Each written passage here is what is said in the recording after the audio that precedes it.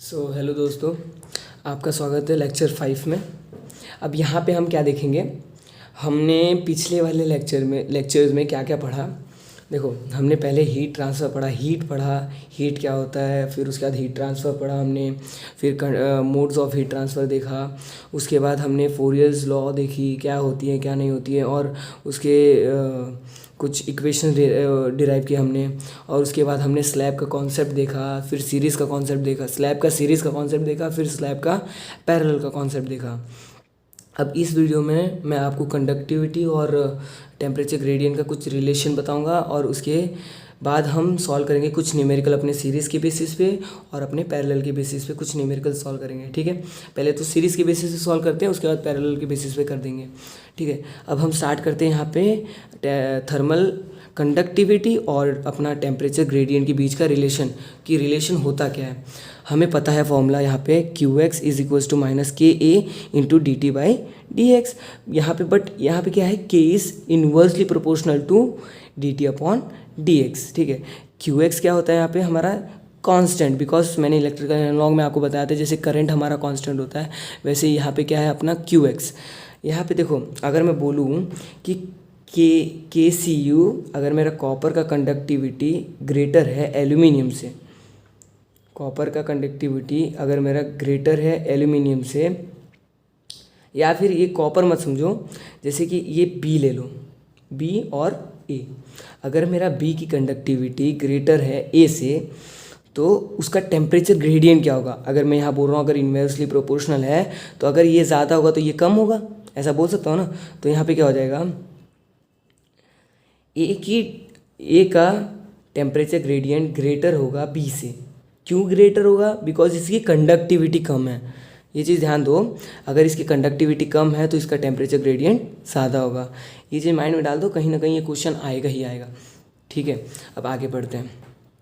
अब देखो, अब हम जा रहे हैं क्वेश्चन सॉल्व करने, और क्वेश्चन सॉल्व करने से पहले हमें ये चीज़ ध्यान रखना होता है कि क्वेश्चन अगर सॉल्व कर रहे हैं तो वो क्वेश्चन के बारे में समझना होता है कि ये क्वेश्चन बोलना क्या चाह रहा है। ठीक है, तो सबसे पहले मैं आपके सामने क्वेश्चन पढ़ूंगा, फिर उसे समझाऊंगा, फिर गिवन डेटा क्या क्या है हम वो लिखेंगे।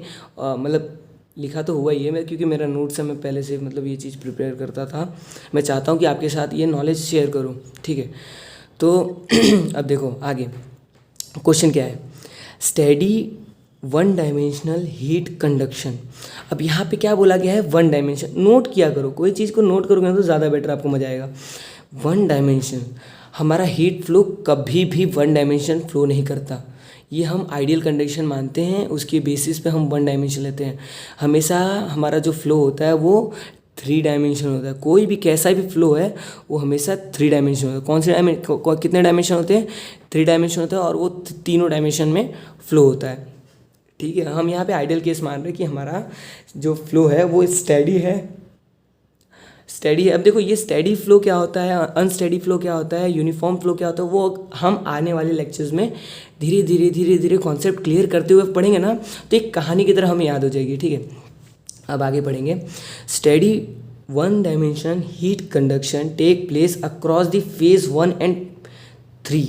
अब यहाँ क्या बोल रहा है, देखो ये डायग्राम से समझो, ज़्यादा बेटर आपको समझ में आएगा। ठीक है, स्टेडी फ्लो हो रहा है, मेरा Q जो है वो एक स्टेडी फ्लो है, और वन डायमेंशन में एक्स डायरेक्शन तो एक्स डायरेक्शन, वाई डायरेक्शन तो वाई डायरेक्शन, या तो जेड डायरेक्शन तो जेड डायरेक्शन। ठीक है, फ्लो हो रहा है, और वो फ्लो हो रहा है ये कौन सी फेज से, 1 फेज से 3rd फेज तक। ये 2nd फेज है अपना, ये 1 फेज से 3rd फेज तक ये क्या हो रहा है, हीट का फ्लो हो रहा है। इसकी कुछ कंडक्टिविटी होगी के, और इसकी कंडक्टिविटी कुछ होगी KB। ठीक है, अब आगे कुछ मेरा फ्लो हुआ यहाँ से। अब यहाँ आगे क्या बोल रहा है कि ऑफ कंपोजिट स्लैब, ये कंपोजिट स्लैब है। ओके, फिर consisting of a slab A and B in perfect contact. मतलब देखो, अब ये जो 2 स्लैब हैं इनको अगर मैं परफेक्ट कॉन्टैक्ट में नहीं रखूँ तो क्या होगा, इसकी कुछ हीट जो है वो लूज़ हो जाएगी, जो मतलब ये इसको ट्रांसफ़र करने वाला है उसकी कुछ हीट जो है वो लूज़ हो जाएगी। इसकी वजह से हमें इसको परफेक्ट कॉन्टैक्ट में रखना होता है। ठीक है, अब आगे as shown in the figure, जो हमारे फिगर में दिया हुआ है, where KA KB denoted the respective thermal conductivity. K b respective thermal conductivity, मतलब पहला स्लैब का कंडक्टिविटी कुछ है और दूसरा स्लैब का कंडक्टिविटी कुछ है, जो हमें गिवन फिगर में दिखाया गया है, लिखा हुआ है the data as given in the figure. The interface temperature. अब यहाँ पे आके बच्चों को क्या होता है, डर लगता है कि ये भाई ये क्या पूछ दिया, अब क्या पूछ दिया, हमें तो अब ये आता ही नहीं है। ठीक है, अब यहाँ पे बोला है इंटरफेस टेम्परेचर, मतलब ये वाला टेम्परेचर जहाँ दोनों स्लैब जंक्शन, इसको कभी कभी जंक्शन के टाइप में भी पूछ देता है कि जंक्शन पे कितना टेम्परेचर होगा। ठीक है, वो आगे वाले वीडियो में हम देखेंगे क्या होता है जंक्शन, फिर कंपोजिट स्लैब, ये सब हम कर ही रहे हैं वैसे तो। देखो अब यहाँ पे पूछ दिया आपने को इंटरफेस टेम्परेचर T2, हमें T1 पता है, T2 पता है, कंडक्टिविटी पता है, हमें लेंथ भी पता है। हम इजीली T2 फाइंड कर सकते हैं कि नहीं कर सकते। हमने जो अभी पीछे सीरीज़ वाला कॉन्सेप्ट देखा, उसमें एक फॉर्मूला था जहाँ पे हमारा सीरीज़ का टोटल फॉर्मूला मैंने वहाँ समझाया हुआ है। अगर नहीं देखा है तो एक बार जाके देख लो, क्योंकि ये न्यूमेरिकल उसी के बेसिस पे है। ठीक है, आने वाले जो भी आपके एग्ज़ाम्स हैं उसमें आपको ही काम आएगा। ठीक है, अब देखो यहाँ गिवन क्या क्या है हमारे पास। T1 का टेम्परेचर गिवन है, T3 का टेम्परेचर गिवन है, लेंथ 0.1 mm 1 मीटर और L2 दे दिया है हमारा 0.3 मीटर। ठीक है, फाइंड करना है हमें T2 जो हमारा इंटरफेस टेम्परेचर है, Ka दे दिया है, Kb दे दिया है। अब आगे हम इसको सॉल्व करके इसकी वैल्यू निकालेंगे कि क्या होता है इसका वैल्यू। ठीक है, अब देखो यहाँ पे, हाँ आपको देखो ये चीज़ ध्यान रखना है कि आपको एरिया तो यहाँ दिया नहीं था 2D में, तेरे को आपको डायग्राम बनाया गया था, डायग्राम बना के दिया गया था, उसमें एरिया आपको गिवन नहीं था। तो हमेशा याद रखना कि एरिया अगर गिवन नहीं है तो QX/A is equals to Q, जो हमारा क्या होता है, हीट फ्लक्स। ठीक है, अब इसका फॉर्मूला आपको पता चल चुका है बिकॉज आपने पढ़ा हुआ है। ठीक है, बस अब ज़्यादा कुछ करने की ज़रूरत ही नहीं है, वैल्यू पुट किया मैंने फटाफट, बस T2 की वैल्यू निकाल ली। कितना इजी था, खाली अब इंटरफेस टेम्परेचर देख के आप ऐसे ही डर जाओगे तो कोई मतलब नहीं रहेगा।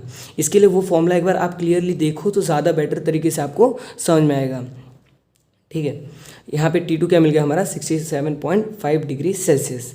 अब एक और लास्ट क्वेश्चन देखेंगे, लास्ट नहीं इसके बाद एक और देख लेंगे जो कि आपको एकदम क्लियर हो जाएगी, मतलब सीरीज़ का कॉन्सेप्ट आपको एकदम क्लियर हो जाए। ठीक है, अब यहाँ क्या पूछा गया है, 1 dimensional steady state heat conduction take place through a solid whose cross sectional area varies linearly in the direction of heat transfer.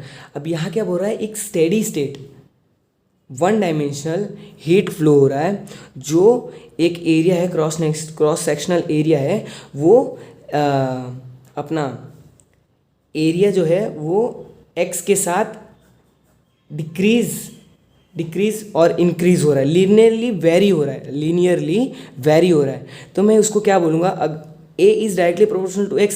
क्यों ऐसा मैं बोल रहा हूँ, बिकॉज ये चेंज हो रहा है तो ये भी चेंज हो रहा है, एरिया जो है वो x के साथ वेरी हो रहा है। तो अगर मैं प्रोपोर्शनलिटी हटाऊंगा तो कुछ कांस्टेंट आएगा, C1 आएगा कि नहीं आएगा, a is equals to C1 into x। अब यही चीज़ देखो आगे, K into C1x into DT/dx। ये मैंने अब क्या लिख दिया, अब आप सोच रहे हो ये आपने क्या लिख दिया। अब देखो मेरे को QX पता था, QX यहाँ पे क्या है, हमारा कांस्टेंट है। ये चीज़ ध्यान रखना, मैंने आपको पहले ही बोला था QX हमारा कांस्टेंट है, माइनस KA इंटू DT/dx। अगर मैं माइनस को इस साइड लेके जाऊँ और इसको मैं कांस्टेंट कर दूँ तो मैं क्या लिख सकता हूँ, K इंटू A की जगह C1x into DT/dx is equals to C2, because मैं इसको कांस्टेंट मान के चल रहा हूँ। समझ में आ रहा है, यही चीज़ मैंने लिख दिया। और उसके बाद क्या किया मैंने, सेपरेट इंटीग्रेशन, बस और कुछ नहीं किया है, सेपरेट इंटीग्रेशन किया है। अब ये मेरा आंसर यहाँ निकल के क्या आ रहा है, ln into x equals to C3t plus C4। ठीक है, अब ये चीज़ क्या है, मेरा लॉगरिथमिक।